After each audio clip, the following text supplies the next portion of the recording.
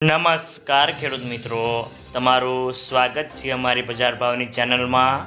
તો મિત્રો, આજે તારીખ 25 મે 2024 ને વાર શનિવાર। તો આજના વિડીયોની અંદર આપણે જસદણ માર્કેટના તમામ પાકના તાજા બજાર ભાવ જાણશું। તે પહેલાં અમારી બજાર ભાવની ચેનલને સબસ્ક્રાઈબ કરી લેજો, એટલે કે તમને દરરોજે દરરોજ તમામ પાકના તાજા બજાર ભાવ મળતા રહે। તો મિત્રો, ચાલો જાણી લે આજના જસદણ માર્કેટના તમામ પાકના તાજા બજાર ભાવ।